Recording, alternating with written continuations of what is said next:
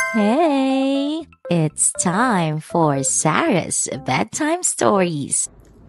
Hi guys, Sarah here again, and for this video, we will do unboxing. Kahit walang box, pero mag-open ako ng aking parcel. This one is from Shein. So, hulaan nyo guys kung ano po. So, nagtanong ako actually sa mga Instagram channel subscribers ko. Wow! Yeah, kung gusto nyo palang mag-join doon kasi doon ako nag-update. Minsan yung mga random chika, nandun sila. Just click the link below para tuloy-tuloy ang chika doon. So, nagpahula ako doon kung palagay nila ano yung laman nito. Yung mga nagsabi na silk OOTD, like silk pajama. Yung iba naman, ang sabi nila, dresses and all. So, ngayon, i-unbox natin or open natin kung ano ang laman ng aking parcel. So, let's check! So, let's open. Wait lang, open natin siya. Kailangan ba? Videohan ko rin yung pag-open. So, hulaan nyo rin kung ilan. Hulaan nyo rin kung ilan yung mga binili ko. So, let's check. 1, 2, 3, 4, 5. Ah! Nalaglag ulit. 5, 6, 7, and then 8. So, siguro nahulaan nyo na kung ano yung mga pinamili ko. Actually, yung mga pinamili ko is mga pang-exercise. So, let's do the unboxing. Hindi yung unboxing ng box, pero open natin. So, bumili ako ng mat. Yan, laki pala. So, bumili ako ng yoga mat. Kasi mag-workout na tayo, guys. Kailangan natin mag-exercise. Gawa na lang ako ng ibang vlog doon. Pero, ito yung journey ko to start healthier. New me. Para hindi ako na-awkward sa camera. Tapos nakikita ko yung mukha ko na parang talking shop. Basher. So, ito ang binili ko. Bumili ako ng pang-workout na mat. Kasi, nakakatawa, guys.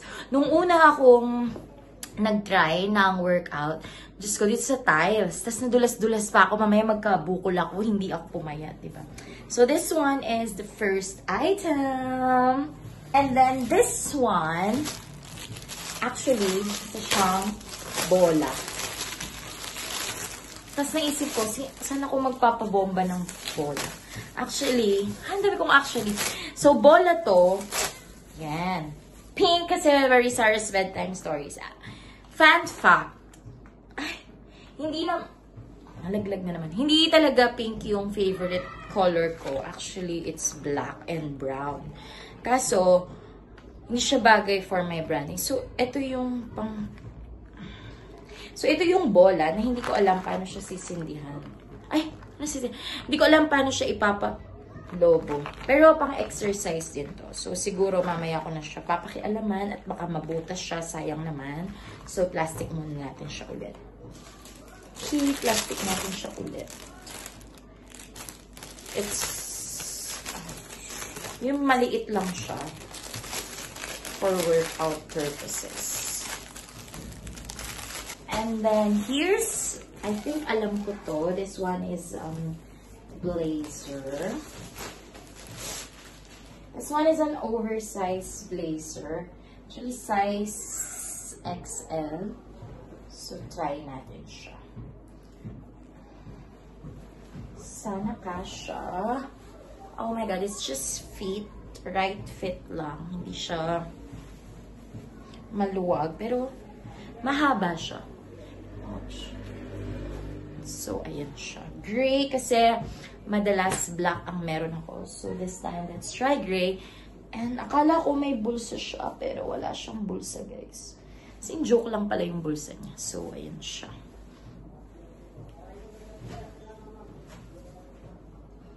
Sukat natin siya sa susunod. Pero alisin na natin. Okay, another one is, tadan! This is my gym workout outfit. Ay, pero hindi ako mag-gym workout. OOTD. So, bumili ako ng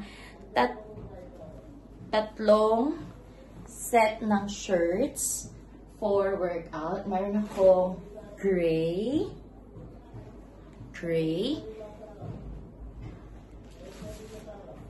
and then meron akong pink one, like Sarah's Bedtime Stories.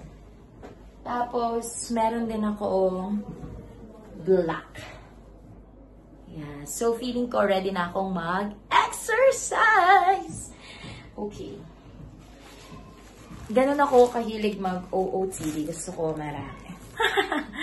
Para inspired ako mag-workout. But ayaw mabuksan. So, another parcel is, I think I know this now. It's a black dress. Ayan.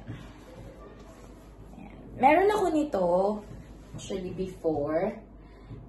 Ayan, black dress siya. Mahilig ako sa mga ganito. Tapos magbe-blazer. Tapos white sneakers. Ewan ko, nakakahiligan ko yung ganong forma. So, ayun. And then, this one is pang workout. Like, I'm so excited. Meron ako, oh my gosh, ang liit. Aray ko. Meron ako ditong parang top na pang workout. Oh my gosh, I feel so sexy. Sana kayanin kong suotin to ng lang ko. Ayan. So, meron akong ganito. Yeah. Ang ganda ng tela niya. So stretchy. Tapos, meron siyang pair ng ganyan. Yeah, so sobrang fit na fit. So, makapal siya. So, feeling ko kaya niya ang pata ko. Diba? So, ayun o. So, Shein. So, it's a pair. So, it's nice. Parang gusto ko na mag-exercise. And then, okay. This one naman is, siya. Yeah. Meron siyang parang leggings. Meron siyang shorts na doble. So, size, ano bang kinuha ko dito? Size XL ang kinuha ko. Kasi, ayan, para hindi siya nahihirapan sa akin. So, ayan siya. Yeah. Yan. And then, last one is a trousers. Kasi mahilig ako sa trousers na wide leg. So, ito siya. Actually, super wide pala siya. And then, garterized na siya ngayon.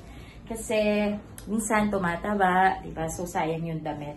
So, bumibili ako talaga nito yung mga oversize para maluwag. Tapos, hindi hapit na hapit. So, let's try them now.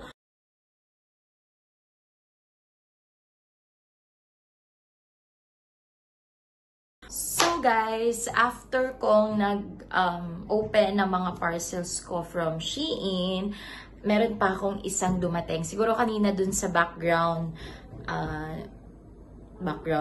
Siguro kanina, habang nag-shoot ako ng video, narinig nyo rin na may delivery. So ngayon, dumating kasi yung aking shoes na pang exercise.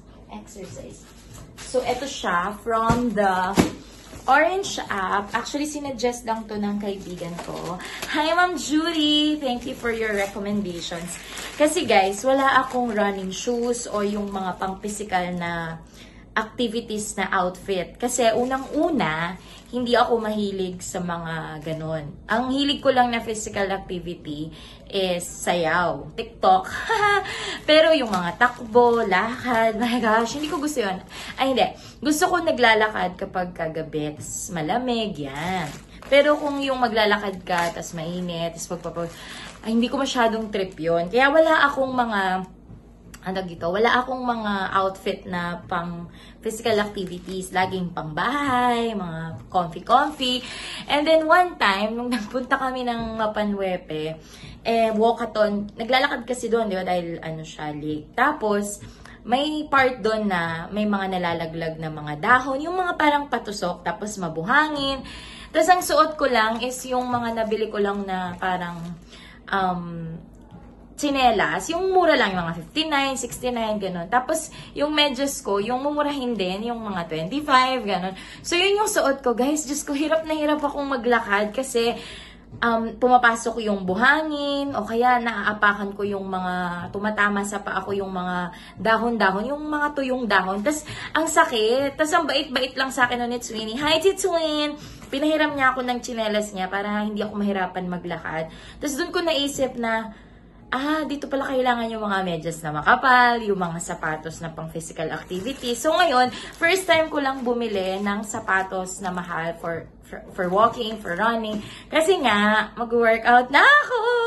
Oh my gosh! Huwag niyong i-jinx ang pag-workout. So ito yung shoes. Open natin siya.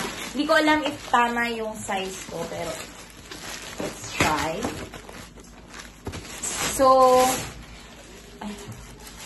So, yung tatak niya is Anta.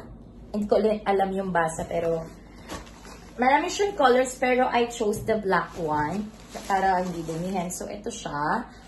Ayan. So, meron na akong shoes. So, sana kasya ko siya.